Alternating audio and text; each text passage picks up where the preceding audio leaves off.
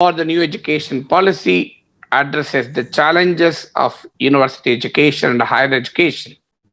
So there are several aspects which are being talked about in the document which is uploaded on the Ministry of HRD website. Well, these changes are far reaching, quite wider in nature. So it's extremely difficult to include all of them in detail in a single lecture.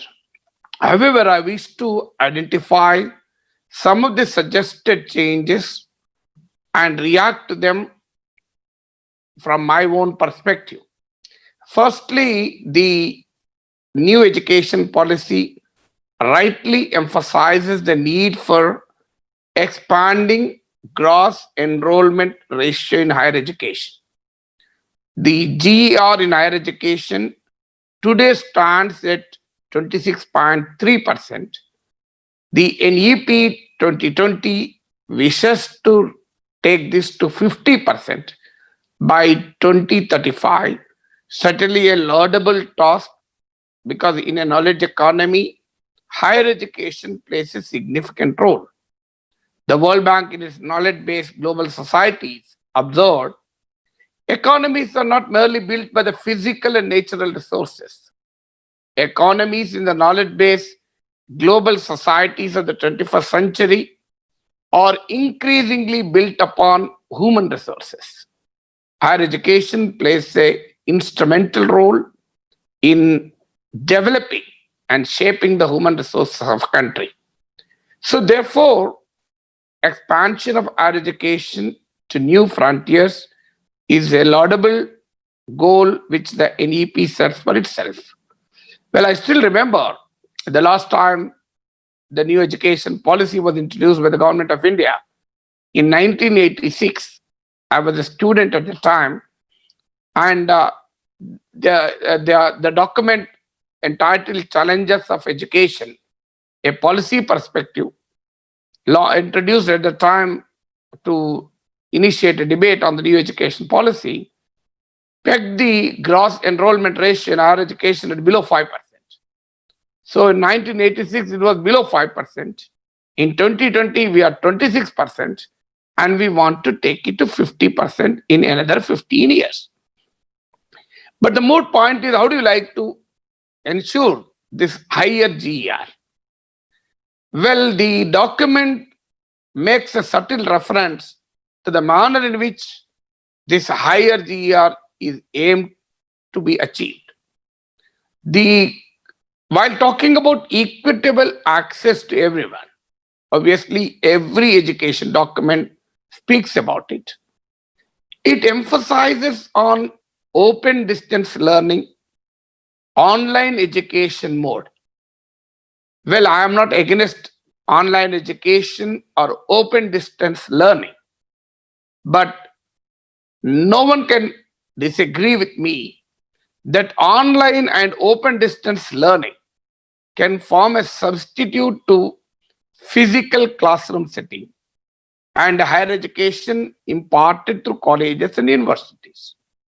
And a large number of courses cannot even be taught through the online mode or distance mode. Courses, especially the professional courses, courses which have a laboratory component, courses which have an experimental dimension, cannot be taught through the online and open distance mode effectively. So therefore, open distance learning and online education can at best be supplementary the efforts for normal higher education. They can only supplement but not supplant the formal higher education schooling. The NEP takes the advantage of a pandemic situation wherein we are compelled to get into the online mode to popularize this concept. So expansion of gross enrollment ratio primarily dependent upon distance and online mode is erroneous assumption. It will only create a tremendous amount of inequalities wherein the rich and the mighty will have access to quality mainstream formal stream of higher education, while the poor, disadvantaged, deprived, and disenfranchised will be condemned to low quality, inferior, open distance, and online mode. Well, I'm not telling this with any opposition to online mode. Even today, I watch lessons of the premier universities, Stanford, Harvard, MIT, Oxford, Cambridge, every day. I watch lessons on wide range of subjects from genetics to philosophy. It enriches my knowledge, it enhances my intellectual abilities, and it meets my appetite for knowledge. Nothing wrong in it. But assuming this as a mode of expanding our education is absolutely fraught with far-reaching consequences. Education is an instrument of overcoming inequalities. Therefore, education cannot be made a tool to perpetuate inequalities. So this is the first point which I wanted to tell. Then the second point is the model of NEP is centered around highly centralized approach to education. Education is in concurrent list. Therefore, center technically can legislate, can ensure policy framing in higher education. But in a cooperative federalism, centralization in a diverse country, in a pluralistic intellectual tradition like India, is absolutely unacademic. It is antithesis to academic excellence. Why I'm telling is, let's take an example of this pandemic alone. We are not debating should we or should we not conduct JEE and NEET. Unfortunately, if it is state level engineering and medical entrance examination, if it is, the states would have freedom to conduct or not to conduct based on the prevailing pandemic situation in the state. Today, we have no option. Today, 6 state governments have moved the Supreme Court against it.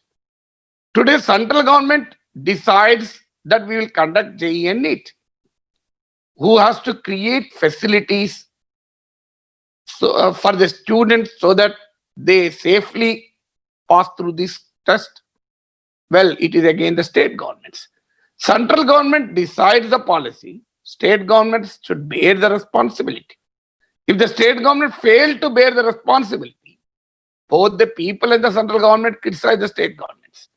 If JEE and NEET examination leads to spread of pandemic, who will be blamed for that?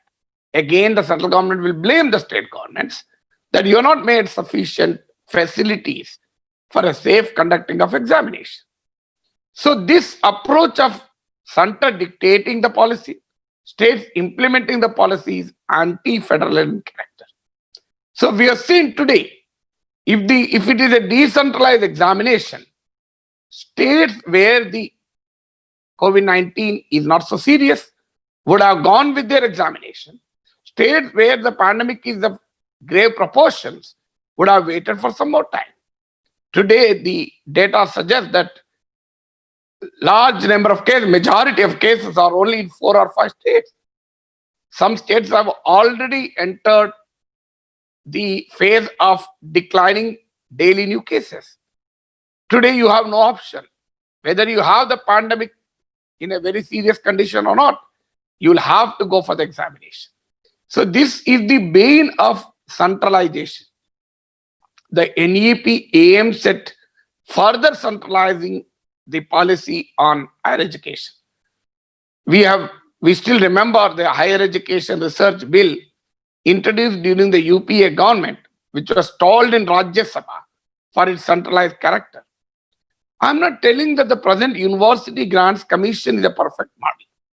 I am one among the bitter critics of UGC. UGC, which started as an academic body, has become an organization that indiscriminate that disburses funds. Quite often the state universities are discriminated. So there are several problems with the UGC. But should we throw the baby with the bathwater? Today, we are clubbing all the bodies, almost all the bodies that deal with the regulatory functions of higher education into single body called Higher Education Commission of India. Is it right to place the future of lakhs and lakhs of students in the hands of the few individuals, however intellectual they may be? Is it right to place the policy of higher education at the disposal of few individuals picked up and nominated by the government of India? So such a centralization in a diverse and a pluralistic country is absolutely wrong. On one side, this policy talks about autonomy for the colleges, talks about autonomy for the teacher, talks about autonomy for the institution. Why not autonomy for states? So that they can have their own method of running the higher education. Surprisingly, the NEP focuses on autonomy everywhere. You can just search the 66-page document with a word for a word on autonomy. You will find the word autonomy at several places. Surprisingly, the document denies autonomy for the state governments. So is this not a hypocrisy? So that is the second point. Third aspect is, this policy aims at introducing a 4-year degree course with multiple exit options. If a student does 1 year, you'll get a certificate. If a student completes 2 years, you'll get a diploma. If a student completes 3 years, you'll get a degree. If he completes 4 years, he'll get a 4-year degree. Fairly attractive. But we have an experience with the Delhi University. I'll tell you an interesting thing. The previous UPA regime introduced the 4-year degree course in Delhi University. And who have removed it? The present NDA government removed it. Immediately after assuming office, Smriti Irani, the Minister for HRD, simply removed this discredited 4-year degree course. The government which felt that the 4-year degree course is of no use, today wants to introduce the discredited 4-year degree course through the new education policy. Is there any rational or logic in it? And why was 4-year degree course removed by the NDA government? It was not without any reason. The 4-year degree course with multiple options sounds interesting. But any teacher will know that a curriculum will be designed in such a manner, keeping in view that the student will be in the course for 3 years. There will be a logical progression of syllabi. I cannot teach the preamble, I cannot teach the advanced constitutional questions without teaching the preamble. So there is a continuum. We design the syllabi so that the student will be introduced to the concepts of the subject in a gradual and a transitional manner. By talking about multiple exit options, you are actually disturbing the logical framework of a curriculum which is absolutely anti-academic. And what are you doing with this? Ultimately, what will happen? A student who used to complete a degree course in 3 years will have to bear the burden of 4-year duration of a course. Well, why was this 4-year degree introduced? I'm sure the children who want to go abroad have an advantage of having a 4-year degree course. I do agree, because internationally 4-year degree course is the norm. But how many children of India would like to go to the 4-year degree, to the international institutions? Why should millions and millions of Indian children have to pass through another one more year of undergraduate course for the benefit of a small section of students who aspire to go for international education. They can anyhow do on their own.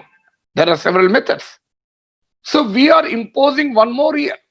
And the experience of Delhi University reveals that the first 2 years of the course were actually irrelevant courses, full of subjects which have little or no relevance. Ultimately, the student who drops out at the first year or second year will have nothing to gain in the job market. It will not, at a time when a 3-year degree itself doesn't get you a job, doesn't provide you with sufficient knowledge, sufficient skills, and today they are unemployable. You want to give a certificate after 1 year, diploma after 2 years. I'm not against having multiple courses. You can have a 1 year certificate course separately. You can have a 1 year diploma course separately. You can have a 3-year degree course separately. Perhaps you can even have a 4-year degree course separately. But forcing every student to pass through this 4-year degree course with multiple exit options will not serve the purpose of either student or the knowledge dissemination. So it will only end up in increased dropouts of rural children, increased dropouts of children from underprivileged background, who are today at least by compulsion are completing the degree. Today they will be dropping out of the colleges to take up ordinary vocations or caste occupations after a year or 2 years. So this is the fear which many academicians are expressing. Is there any research study to reveal that the 4-year degree will be more useful for the existing 3-year degree? I don't see any kind of academic studies to suggest. And already we have 4-year degree programs for engineering, for medicine, for pharmacy, and you have a 5-year degree undergraduate programs in law. So the problem is we don't have a 3-year degree, a 4-year degree only for arts, humanities, and pure sciences. So we already have a 4-year degree courses for subjects where there's a large number of students who even go for international courses. How many humanities students go for international courses? So therefore, my third objection is to this 4-year degree course. Then the fourth one is, we have been talking about public education, importance of public education, because world over, there is a distinction between public knowledge and the private knowledge. Knowledge developed in a public sphere serves the entire societal benefits, entire national benefits. Well, I agree with the fact that public institutions are in a very bad shape. They are unable to discharge the mandate given to them.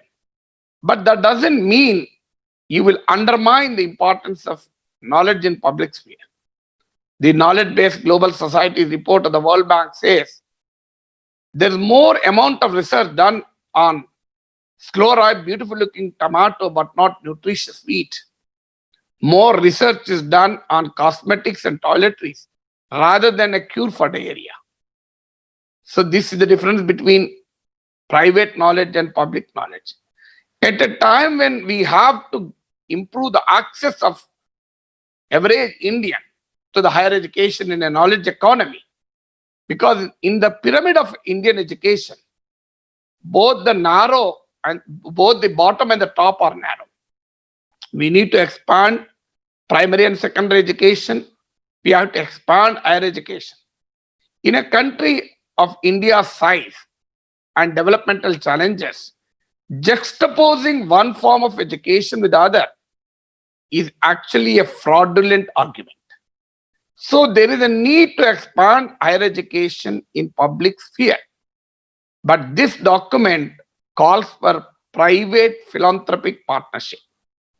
A new definition is given for PPP. We knew PPP as public-private partnership. The public-private partnership in India has only ended up in private appropriation of public resources.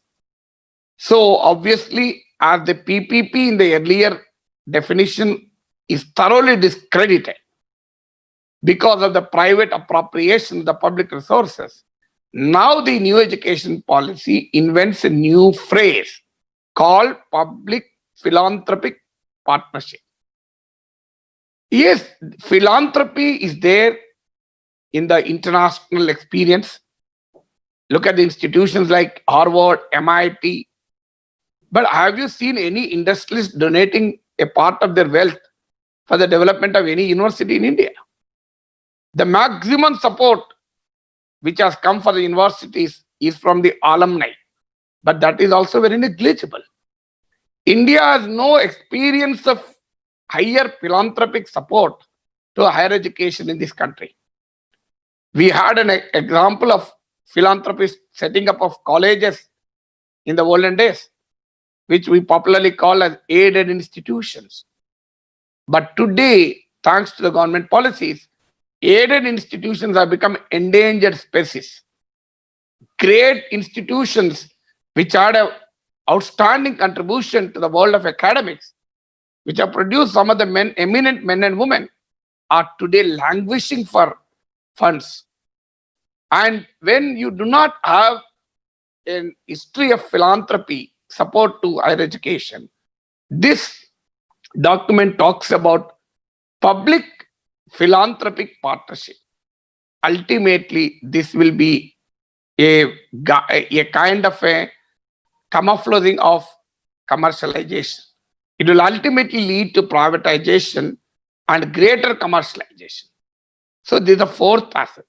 Then the fifth aspect, the new education policy talks about providing permission to top 100 foreign universities in India. It also talks about setting up of Indian universities abroad. Fairly good idea. I would be very happy if Usman City has its branches all over the world. It's true. India, a center of knowledge for this part of the world, through its institutions like Nalanda and Takshashila in the ancient past, failed to be a place that can attract students from the Western world. We attract the students from Asia, African countries, for we attract foreign students.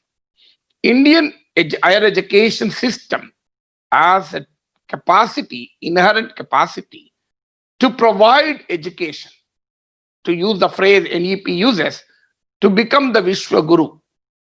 So I totally agree with this, because we cannot, in a world where, whether we like it or not, higher education is an internationally traded commodity today. We may not like the idea, but there's a reality, thanks to the General Agreement on Trade and Services. So when higher education is increasingly becoming internationally traded commodity, India should certainly try for its own share of the cake. Countries like Australia, Singapore, earns huge foreign exchange resources by providing students of the world to come and get educated there. India is capable of doing it, and I welcome the policy in NEP in this regard. And also allowing foreign universities in India. Well, I am not a dogmatist to say that the foreign universities should not be allowed in India at all. Nothing wrong, and I'll be very happy if MIT, Harvard, Stanford, or Georgia Tech, or Oxford, or Cambridge sets up campuses in Hyderabad.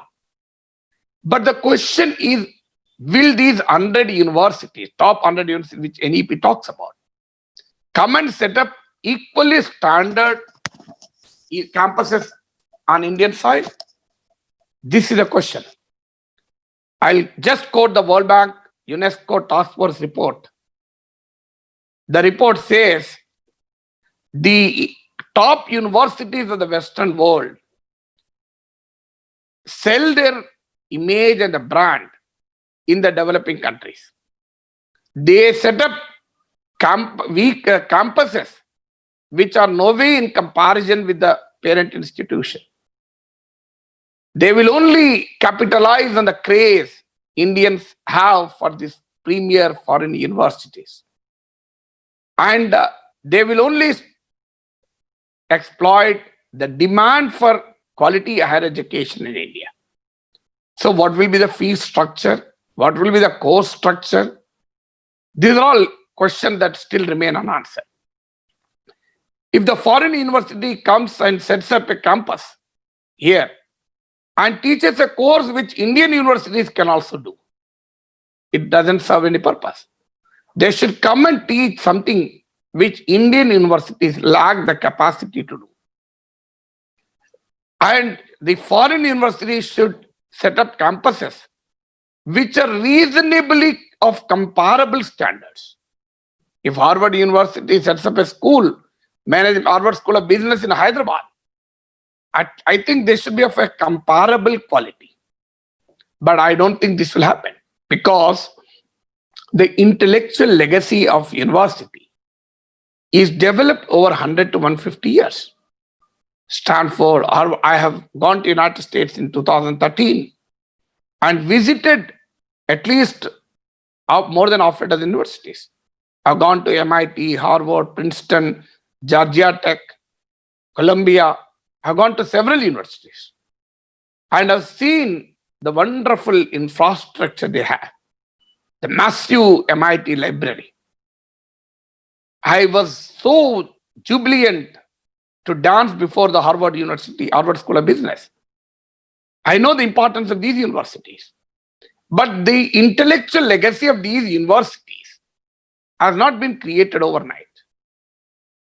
The Chancellor of Cambridge University, I think, once commented, universities are not chocolate factories to be transplanted overnight abroad.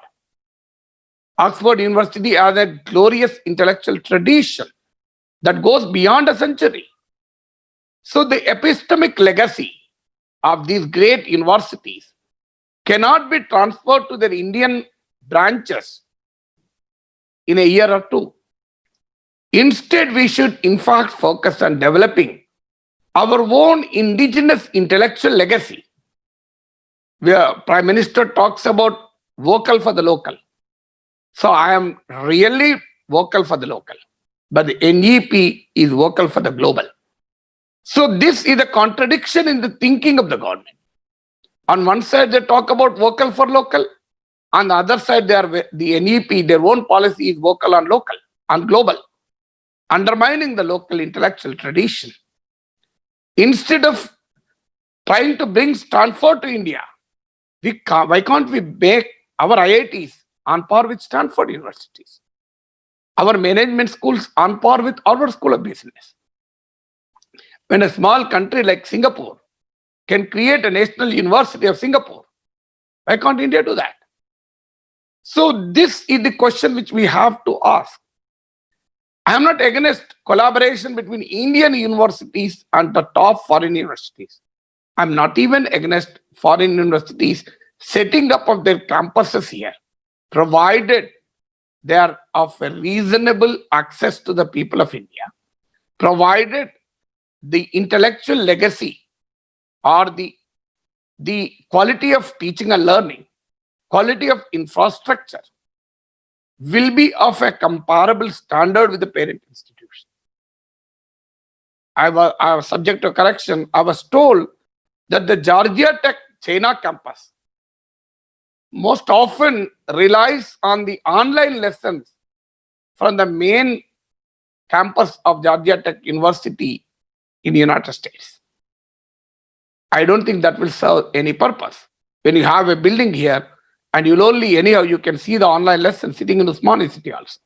You don't need a separate campus for that.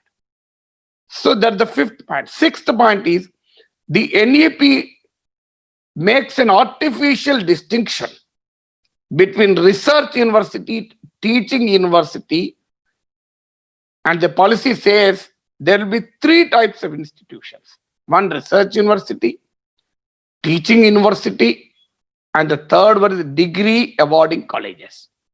Of course, the policy recognizes the importance of research in teaching and teaching in research universities. I'm not denying that.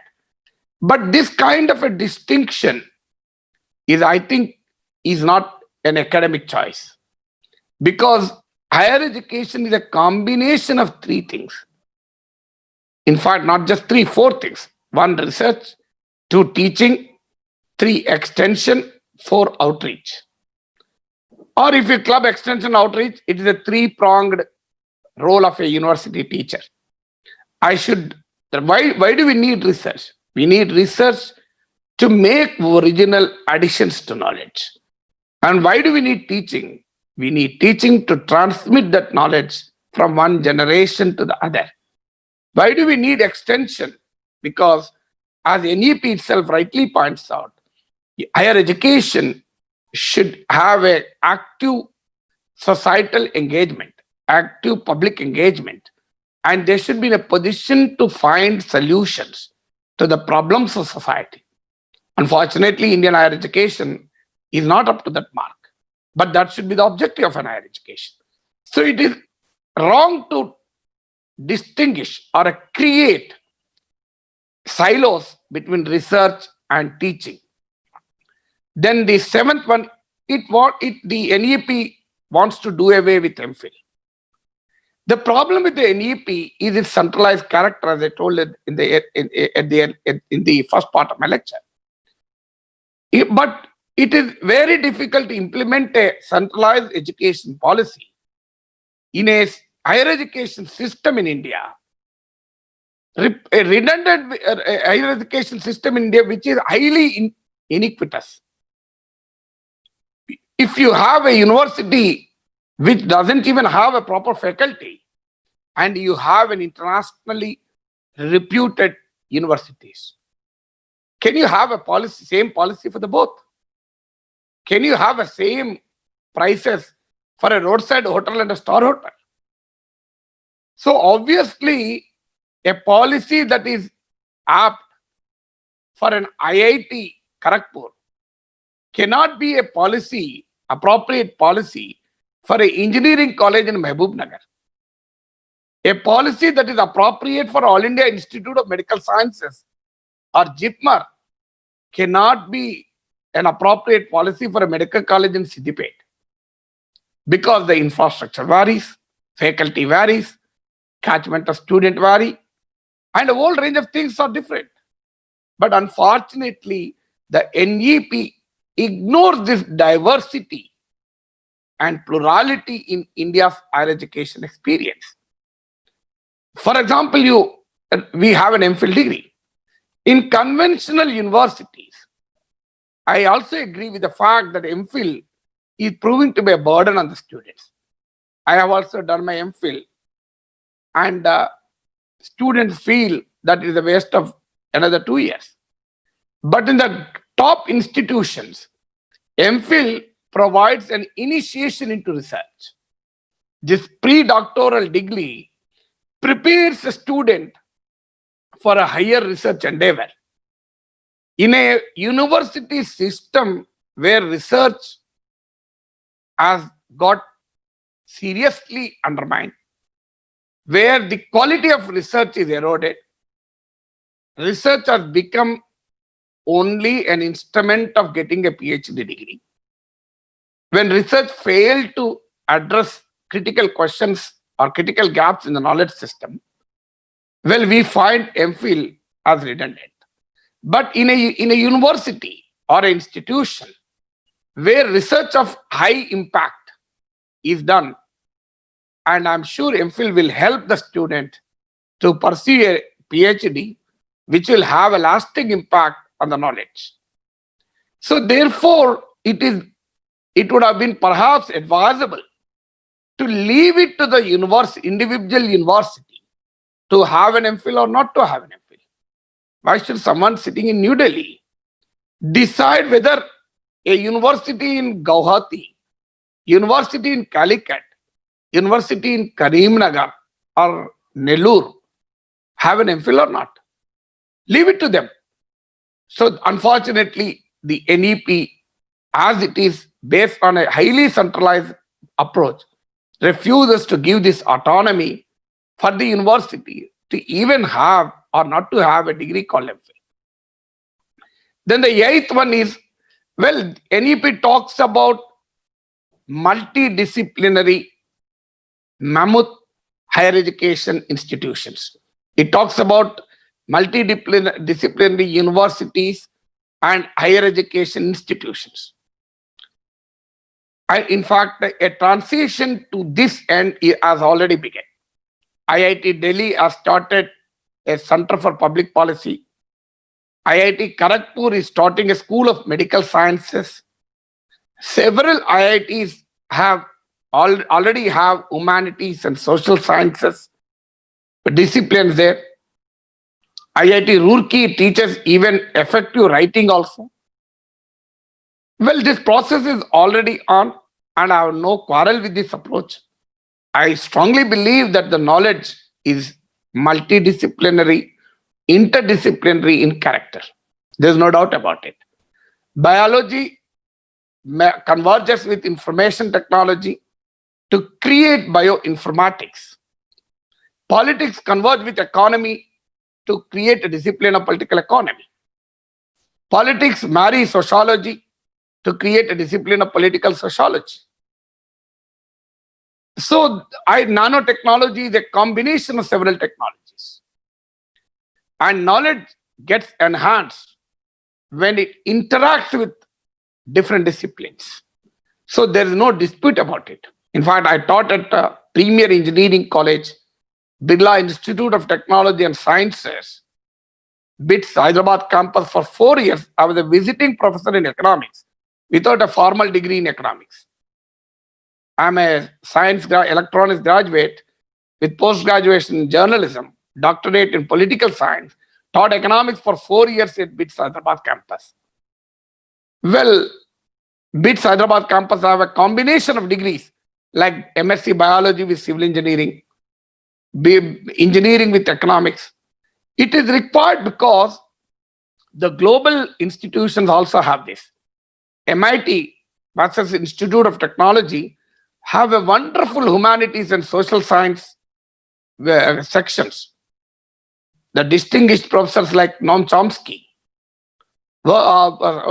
teach there.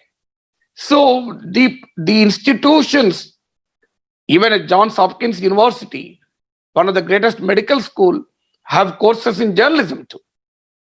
Well, university essentially should be multidisciplinary. There's no dispute about it. But we need to create multidisciplinary higher education institutions where student can pick up courses of different kinds.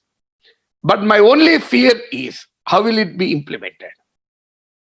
If a student takes a related course, assuming that a student of MBA takes a course in journalism to pursue a career in business journalism, that actually helps. But if a student takes a course only to complete prescribed number of credits, it doesn't serve the purpose. So more than the multidisciplinary character, university and higher education needs interdisciplinary character, where interdisciplinary programs have to be educated, have to be created. If I take, just because I have a flexibility, if a student takes courses which are not interconnected, which are not interlinked, may not serve the full purpose. If they could take a course which have some relevance, it will help. So the devil lies in the detail. So we'll have to see how it is actually implemented. The ninth one is, the NEP talks about integrating humanities and social sciences with science, technology, and engineering and mathematics courses, STEM courses. In fact, this is a good idea. In fact, as a member of the legislative committee that studied engineering education, I was strongly arguing for integrating social sciences, humanities with engineering.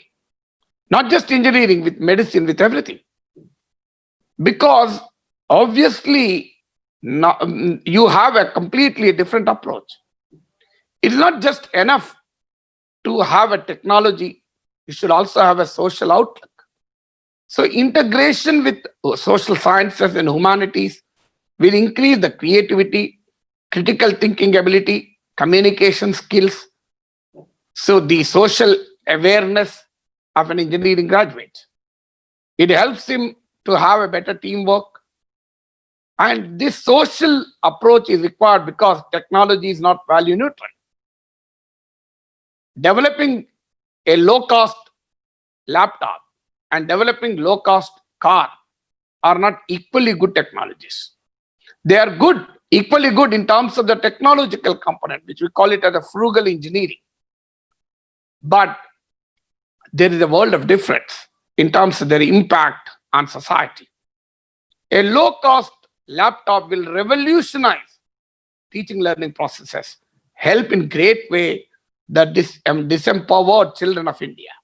But a low-cost car will only help in choking the Indian roads, creating more pollution, depletion of ozone layer. So ultimately, what kind of technologies need to be developed is a question that can only be answered through a social outlook, and exposure to social sciences will inculcate such social outlook in students of engineering. So I really appreciate this idea of NEP to integrate humanities and social sciences with STEM courses. Then the 10th one is the NEP talks about giving autonomy to colleges. So it will do away with the system of affiliated colleges. You will only have a university and an autonomous college. Well, autonomy in the Indian experience, universities need autonomy. There's no doubt about it. Colleges need autonomy. But autonomy should not lead to mushrooming of colleges, which only turn into teaching shops. Autonomy should be for academic purpose. Autonomy for higher standards of learning. Autonomy is not to be used for deciding your own fee structure and making education inaccessible to the children. There should not be autonomy for diluting the standards of education. There should not be autonomy for creating curriculum which have no academic rigor. So autonomy is required, but it has to be exercised with tremendous caution and responsibility. The experience will tell us how this concept of autonomous colleges have been really contributing to the field of higher education. So then the next point is, it talks about giving autonomy to the institution and teacher in curriculum, in pedagogy, in evaluation. It's a great idea. As a teacher, I'm really inspired when I have a freedom to choose the kind of course which I want to teach and the manner in which I want to teach, and also the process of evaluation. But how will it work in a university system where 50% of the teaching posts are vacant? The university, in a system where universities and colleges increasingly depend upon contract or appointments who are not sure of their future in that institution. In a university and education system where recruitment is diluted and all kinds of extraneous factors have crept into the process of recruitment, how will this autonomy be actually used to create a standard models of curriculum is a $1 million question. But in principle, I appreciate giving autonomy for a teacher to design courses, to design curriculum, to design method of teaching, etc. Then this also talks about continuous and comprehensive evaluation, not with the redundant model of 3-hour examination at the end of one semester. But how will work it in public universities, where teachers face all kinds of pressures, physical, political, administrative. There's a muscle power pressure. How can a teacher independently evaluate in a continuous manner? Does the teacher have a freedom to really evaluate a student as per the performance of the student? We know how our state universities function. I should not speak more on this. But the reality is, teacher is under tremendous duress today in evaluating the script. Thank God, because it is an anonymous evaluation. Teacher is spared from physical assaults.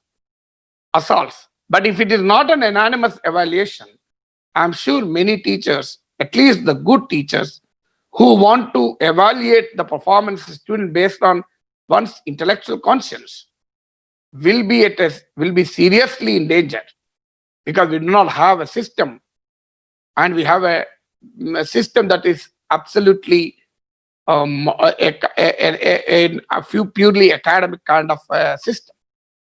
Then the new education policy talks about vocational courses. It wants to integrate vocational education from higher school education to higher education. I'm not against vocational courses, but I am against vocationalization of education. What is the difference between a vocational course and vocationalization of education? Education is not just a skill. There's a difference between a knowledge and a skill. Skill is the efficient way you handle a certain thing. I will give you a small example from my own discipline. What is the difference between a knowledge and a skill? Ability to write effectively is a skill. But should I write on a cosmetic show, or should I write on the plight of migrant labor? Should I write on a fashion parlor, fashion show, or should I write on the plight of the sanitation worker? It's a matter of knowledge. It's not just a matter of skill alone. So education, especially at a higher level, is an intellectual engagement. It is an engagement that makes a critical questions into the world of knowledge. It can't be dismissed as a mere skill. So vocationalization will result in diluting the knowledge universities into skill universities. Though I don't deny the importance of important skills, and I teach in a journalism school where we have a lot of emphasis on skills. So therefore, making students industry ready is essential. But universities are not polytechnics. Universities are not industrial training institutions. There's a fundamental difference between industrial training institutions, polytechnics, and universities. Universities deal with the questions at a much higher level. So I hope these vocational courses will not rob the universities of its knowledge component. So again, we have to see how it is implemented. But unfortunately, the NEP talks about, when it talks about skills, it talks about carpentry. I'm not against carpentry. But do we want children to go back to their own caste occupations? We need to integrate children of deprived backgrounds into the modern economy, provide them with the industrial economy, give them, impart skills in artificial intelligence, impart skills in cybersecurity, impart skills in robotics. So we need to impart the skills of modern economy to the students rather than taking them back to the traditional skills, where people depending on these skills are finding it difficult to survive. So I hope we will graduate the students to the skills that are demanded from a modern economy, demanded from a modern technological milieu. So these are some of the aspects on higher education. As I already told you, there are several aspects of higher education policy. So I was trying to identify some of the recommendations and provide my perspective.